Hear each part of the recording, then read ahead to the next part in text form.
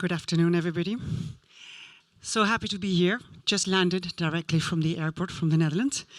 So bear with me if I'm a little bit jet-lagged. First of all, I'd like to thank Mastercard for actually holding this. And I have to say, I know firsthand their commitment to inclusive growth. They've been great partners of mine, and I would like to have a huge applause to them because it was some 10 years ago that they, together with me, they made a very big commitment to actually have inclusive finance as one of the spear policies. So thank you very much, Mastercard.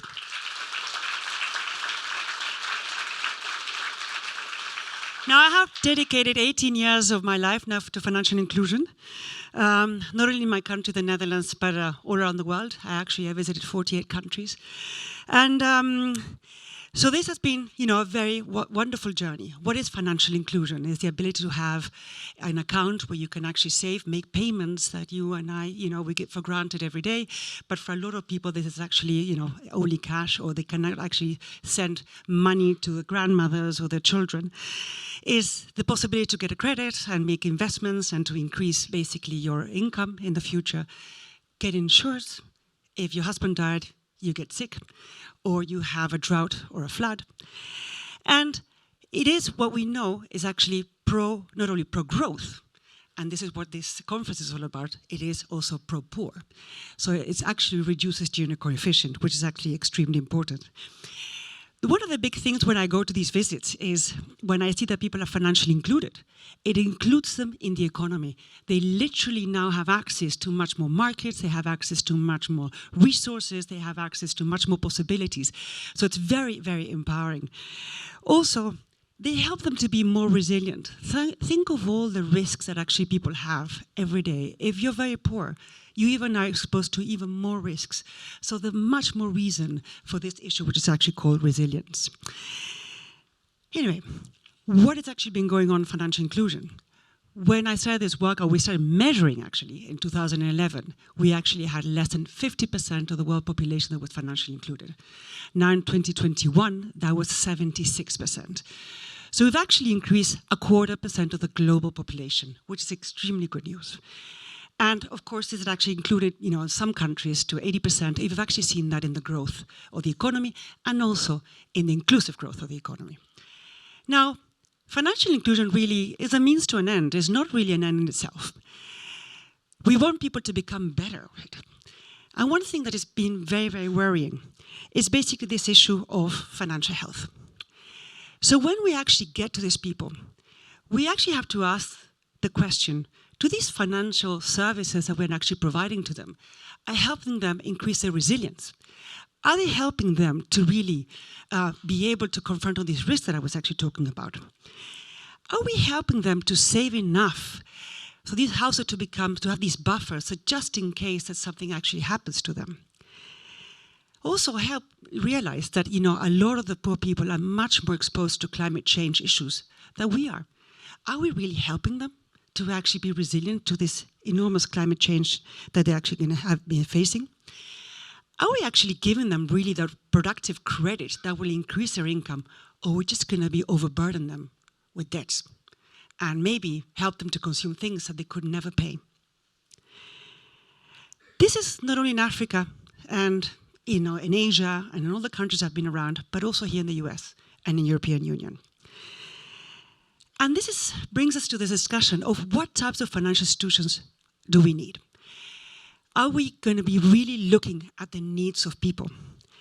Are we going to be helping them to manage, increase those savings? And are we going to keep on doing issues like buy now, pay later, instead of actually saying save now, buy later? Are we having the discussions with regulators to see what kind of vision, what kind of financial system do we want to have? A financial system that really, truly will increase the financial health and the resilience of all our inhabitants in a way that it will actually make our economies not only inclusive, but also stable. And the number one reason for a central bank of any given country is financial stability. What role can technology play in this situation? Are we helping clients budget better? And I tell you, we have to care about these things, because if we talk about, financial inclusion, it should be about the outcomes. Right now, financial health in both, in the US and around the world, are actually not okay. In the European Union, 1/3 of the consumers have no savings. Half of them do not think they actually might make it to retirement. In the US, only 30% of people actually are financially healthy. That means that 176 million Americans, basically, are vulnerable, 2/3. In the Netherlands, my country, 50% of our population is vulnerable. And if you think about all these fees and interest rates these people are paying to be able to sort of, continue this cycle of financing they're actually having, if they would actually not have to pay those fees and they could actually put that into savings and really look forward and be able to have a de-stress life and actually be able to invest in the future. So there is a lot of work to be done. And this is something that the private sector can do a lot, and certainly the financial sector. We know so much about our clients. We know what income they get, what are the biggest costs. We know who are they paying to. We can actually really help them, to nudge them to save more, to budget better, to really think more the long term and not just the short term. There's also a role for the public sector. I was last week speaking to the European Financial Service Roundtable. And there was a very big discussion. And what does the private sector need from the public sector? It's not going to be, again, having regulations and having sort of commitments like, you have to be so much of a figure. But how do we keep this dialogue so that the public sector can actually give the infrastructure so the financial health becomes a reality? So, ladies and gentlemen, you're all here talking about inclusive economy. Without an inclusive growth, without financial health, we will not be able to do it.